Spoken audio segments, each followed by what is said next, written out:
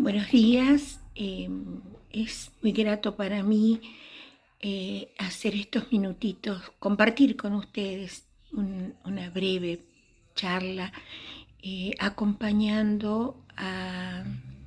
la señora Yoli Alanis Agüero en su nuevo emprendimiento radial denominado La Voz Costeña.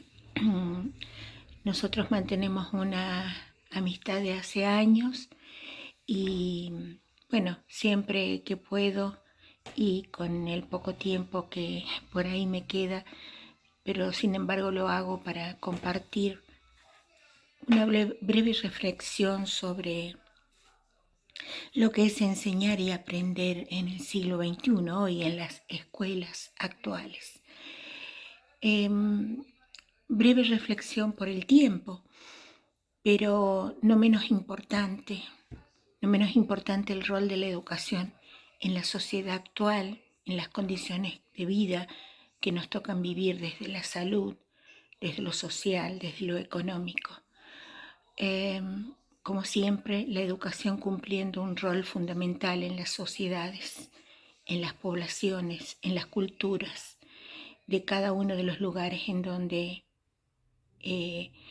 llega ella a través de las escuelas. Hoy por hoy nos rodea desafíos, tenemos desafíos únicos en este siglo XXI. Distintas dinámicas se desarrollan luego de el fuerte periodo pandémico que vivimos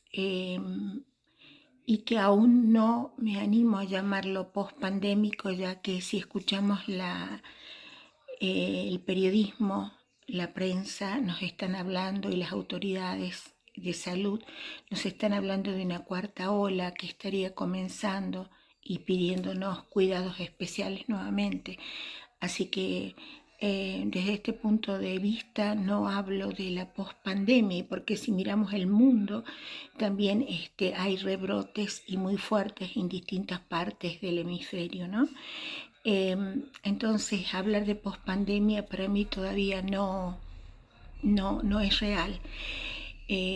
Surgen virus y gérmenes, hoy se hablan de otras enfermedades y que bueno, que seguramente van a volver a configurar en algún momento la metodología y la forma de llevar adelante la educación. De todas maneras, no tan solo esto tenemos que verlo, sino también el cambio climático, la emigración, la guerra, actualmente la guerra, la economía, los alimentos, el envejecimiento, la aparición de la inteligencia artificial, el uso de las nuevas tecnologías. O sea, todo esto va configurando un nuevo escenario en la educación en el cual lo peor que nos puede pasar es obviarlo o no considerarlo, porque estaríamos formando a un alumno en el nivel que sea, estaríamos formando a un alumno que no está, no saldría capacitado para vivir y hacer su propio proyecto de vida luego de terminada la escuela secundaria y aún en niveles universitarios. Entonces, eludir o no pensar en este nuevo escenario y estos nuevos contextos es trabajar para una educación que ya no existe y para un alumno que no está, porque uno de los primeros planteamientos que debemos tener es cuál es el alumno que tenemos al frente, cuáles son sus necesidades, sus intereses y para qué lo estamos formando. Y de allí nacen los nuevos modelos, las nuevas pedagogías, las nuevas estrategias para llegar y que el alumno, como hoy lo manda la teoría, sea el centro y el porqué de nuestros desvelos y nuestros pensamientos hacia una buena educación o una educación que para él le sirva para construir su propio proyecto de vida, como lo decía anteriormente. Para lograr esto nosotros debemos pensar algunos ítems, algunas cuestiones nos tienen que guiar y entre ellas yo pienso que una de ellas es cambiar la estructura, la arquitectura institucional, como lo dice Jimeno Sacristán, Ya no se puede hablar de estrategias institucionales únicas, individualizantes, con trabajos individuales, sino instituciones trabajando colaborativamente con equipos directivos y equipos docentes, familia y alumnos, tratando de adecuarse y contextualizarse a esta nueva sociedad que se ha configurado y que se sigue configurando luego de la pandemia y todos los otros ítems que nombré anteriormente. Otro es preparar a nuestros alumnos, como lo decía hace rato, para estos nuevos desafíos. Otro sería incorporar y conocer cuáles son las habilidades del siglo XXI, cuáles son esas habilidades que necesitan nuestros alumnos para desempeñarse en su vida. Y como cuarto es la transformación, la revolución, esta llegada de una nueva educación, que seguramente que como todos los procesos en educación son lentos, esto se irá dando de a poco, con el empeño y el compromiso no tan solo de los docentes, sino también de las familias y de los estudiantes, porque ellos también deben ser conscientes de que deben involucrarse en su propio proceso de aprendizaje, involucrarse en lo que luego sería salir con las competencias necesarias para construir su proyecto de vida, para construir su, ya sea en lo profesional, actuando, siguiendo carreras universitarias o terciarias, o trabajando luego de salir de la secundaria, formándose con competencias profesionales, técnicas, ¿no? Así que esto sería más o menos el panorama que yo intento desgranar brevemente. Y cuando hablamos en la primera que decimos cambiar la arquitectura institucional, estamos haciendo alusión a que de pronto la tecnología irrumpe nuestras prácticas, y no porque estemos ahora en este momento viviendo una presencialidad plena debemos dejarlas de lado. Siempre tienen que estar presentes porque ellas, las tecnologías, las TIC, hoy nos configuran la vida no tan solo laboral, sino nuestra vida social y nuestra vida también en las escuelas educativas. Entonces, tomar las tecnologías como una herramienta didáctica, no como la panacea y la solución a todos los problemas que podamos tener en educación, sino con un uso crítico y focalizado y especializado en estrategias que nos sirvan para llegar más al interés del alumno. Recordemos que hoy por hoy nuestros jóvenes y nuestros niños y niñas permanecen de las 24 horas del día, alrededor de más de la mitad de esas horas en contacto con distintos tipos de pantallas. Entonces también la escuela tiene que proponer ese tipo de formatos, porque están más cerca de sus propios intereses y de su propia realidad. Por eso no significa estar en la presencialidad plena, abandonar de pronto el uso como estrategia didáctica de las tecnologías, de la digitalidad. Para eso necesitamos el personal docente formado, el personal docente que sepa utilizar y que tenga ese pensamiento crítico para instrumentarlas en los contenidos y en el currículum cuando esto sea necesario, lo que no quiere decir que todos los contenidos deban darse usando como estrategia o herramienta la tecnología, pero no podemos olvidarnos de ella, o porque vivamos en la presencia, hoy estemos transitando la presencialidad plena, nosotros lo tengamos que dejar de lado. Hay muchas maneras de seguir al pie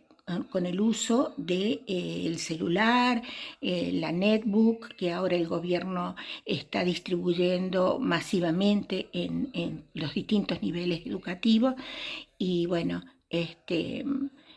siempre tener en cuenta esta herramienta, ¿no? Sin desmerecer el uso del libro tradicional, la pizarra y todas las estrategias, porque si alguien me pregunta y me dice, profesora, pero ¿cuál es la metodología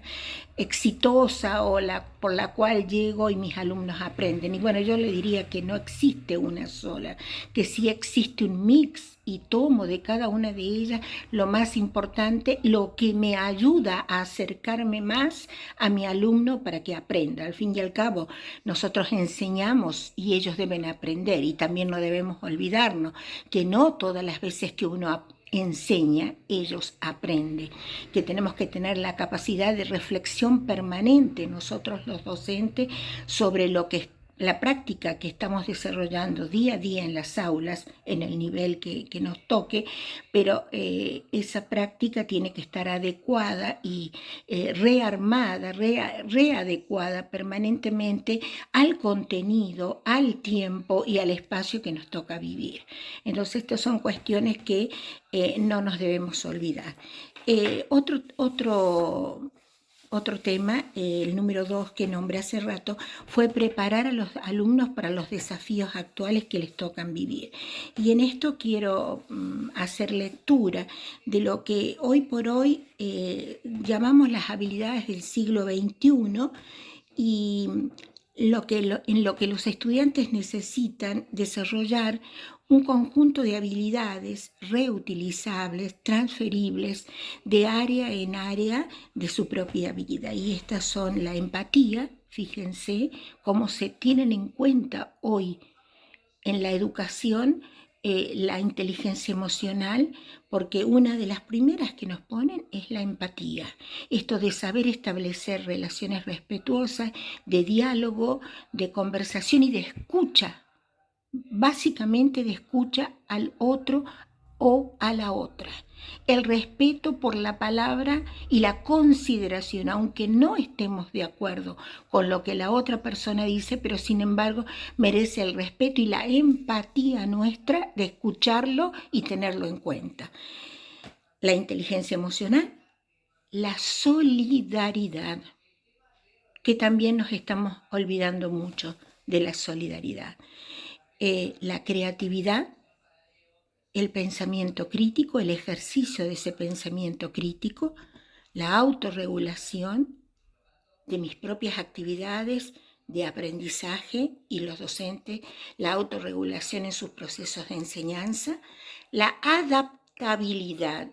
esto que hablaba hace rato, adecuarnos al contexto en el cual estamos viviendo, cuál es el escenario real que tenemos. Acá no hay recetas, ni tampoco nos pueden bajar enlatados que nos guíen y que nos digan tienen que hacer esto o aquello. No, es la realidad del aula la que nos guía, la que tenemos ahí. El alumno que está al frente nuestro es el que está guiando nuestras propias tareas, nuestras propias prácticas. La comunicación, esto es un aspecto que está bastante debilitado, no tan solo en las escuelas, en todos los procesos, nos está fallando. Al fallarnos la inteligencia emocional y la empatía, también nos falla la comunicación. Esto es hacia adentro de la institución y hacia afuera. O sea, en los dos aspectos, internos y externos, debemos mejorar la comunicación. Muchas veces encontramos que faltan esas relaciones empáticas entre la misma comunidad hacia dentro de la institución y en sus salidas al exterior y la comunicación de sus propias actividades internas. Otro, para el estudiante, que hoy es el centro de nuestras prácticas, el aprender a aprender y el aprender a hacer, ¿no?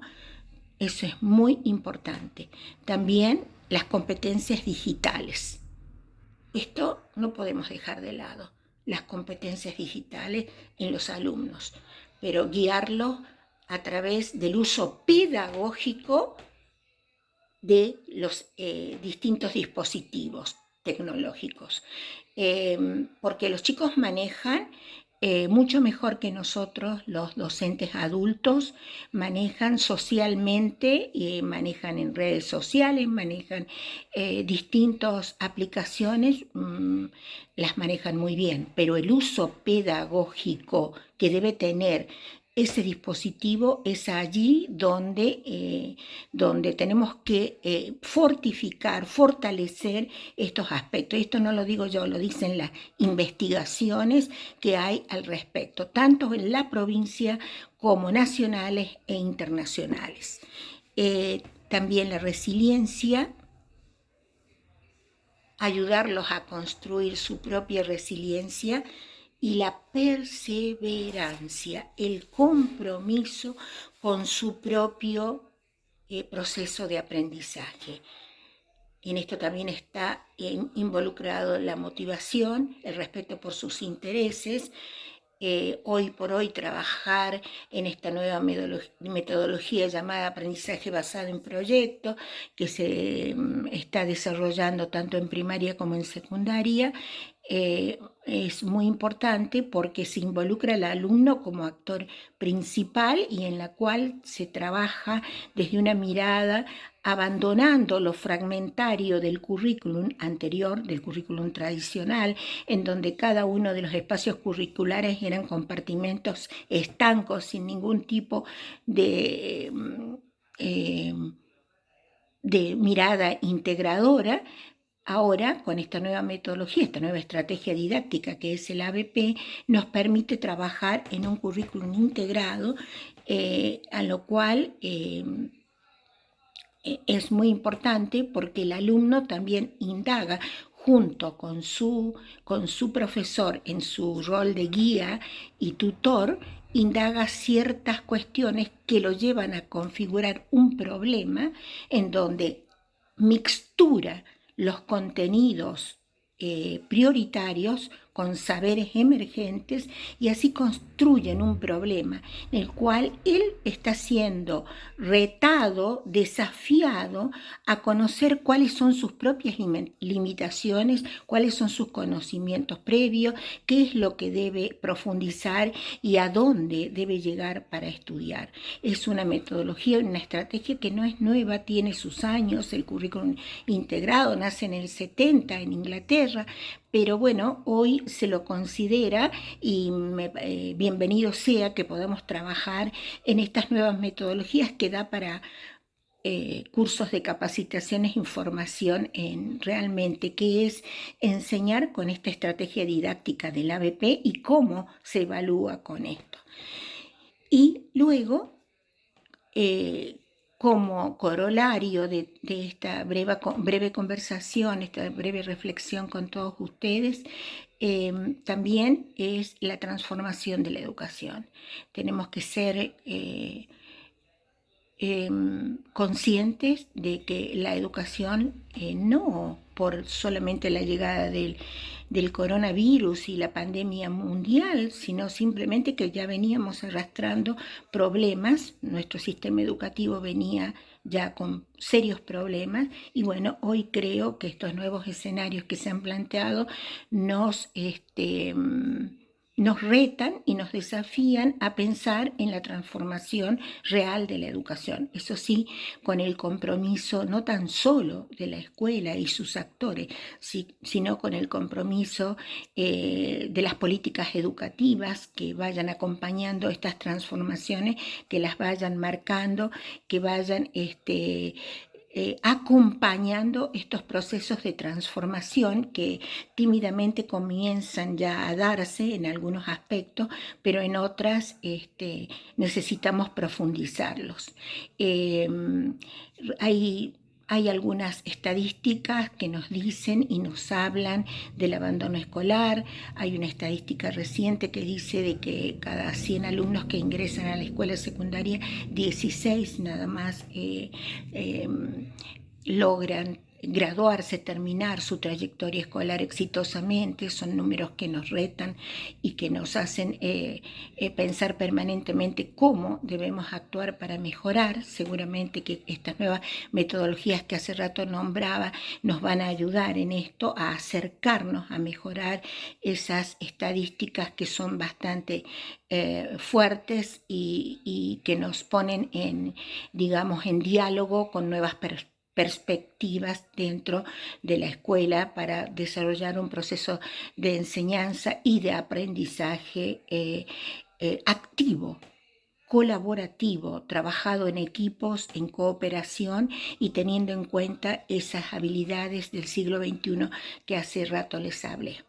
No quiero hacer tan largo este pequeño momentito de conversación con ustedes. Seguramente Yoli me indicará si tenemos que seguir conversándolo y qué es lo que les interesa de esto que les planteo hoy día en breve, pero que me parece que es muy importante tenerlos en cuenta para esta nueva escuela, porque estoy seguro que nos tenemos que plantear una nueva escuela en donde el derecho de educar para todos los estudiantes y las estudiantes, los niños, los jóvenes, las niñas, lo necesitan porque es la nueva demanda que tiene este siglo XXI que estamos transitando. Tengan ustedes un muy buen día. Espero haberles ayudado en algo y estoy abierta a todas las sugerencias y los pedidos que ustedes